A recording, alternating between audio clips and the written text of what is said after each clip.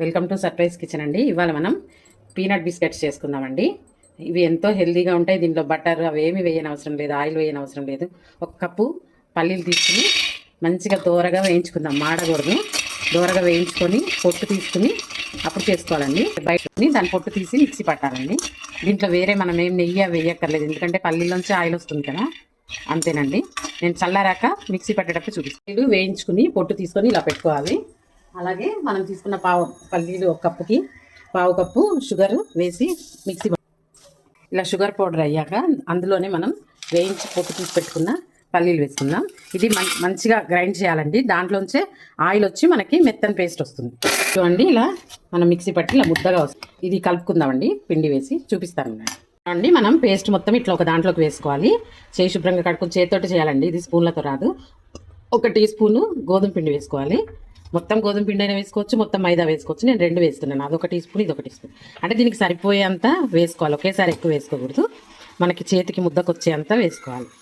బండి పల్లీలు విరిగిపోకుండా, పల్లీలతో చేస్తున్నాం కాబట్టి మనం ఎక్కువ పదార్థాలు కూడా లేవు ఇందులో వేసేవి, వేరే ఏమేమి లేవు, మన ఇంట్లో ఉండేవే ఆ వస్తువులతోటే మనం చేసుకుంటున్నామండి.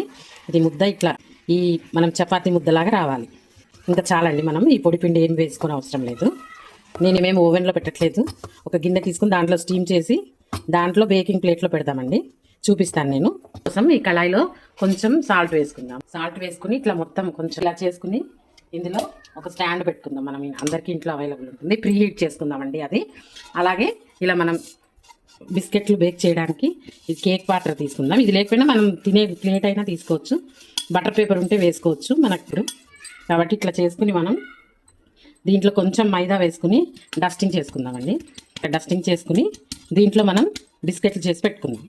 ఇది ఇలా చిన్న బాల్ లాగా తీసుకుని మంచిగా ఇలా అనుకుని మెత్తగా చాలా ఈజీగా వచ్చేస్తుందండి. ఏం పెద్ద కష్టపడక్కర్లేదు. మనం ఇలా పామ్లో అనుకుని కొంచెం ఇలానే ప్రెస్ చేయాలి మనం. అంతే, ఇలా ప్రెస్ చేసి ఒక ప్లేట్లో పెట్టుకుని దాంట్లో మనం ఈ పల్లీలు వేసుకోవాలి. చూడండి, మనం బిస్కెట్స్ చేసుకున్నాం కదా, ఇలా కేక్ ప్యాన్లో వేసుకుని ఈ ప్రీ హీట్ చేసిన దాంట్లో ఇలా పెట్టేయాలి. కొంచెం దూరంగా పెట్టుకోండి. బిస్కెట్లు మంచిగా బేక్ అవుతాయి. ఒక 20 మినిట్స్ దాటిందండి. చూద్దాం మన బిస్కెట్స్ ఎంతవరకు వచ్చాయో. ఒకటి నేను పచ్చిగా ఉన్నప్పుడే తగిలిందండి, అందుకే అలా అయింది. చూడండి, ఇలా మెల్లిగా తీసి చూస్తే ఇట్లా కొంచెం చూడండి ఇలా బేక్ అవుట్ స్టేజ్లో మనం తీసేసుకోవాలండి. ఇదేం లేదండి, నైఫ్ తగిలా ఇదైంది, ఇట్లా బేక్ అయిపోతుందండి. అంతే తీసుకుని ఎంతో టేస్టీగా ఉండే పీనట్ కుకీస్ రెడీ అయిపోయాయండి. Please like, share and subscribe our channel.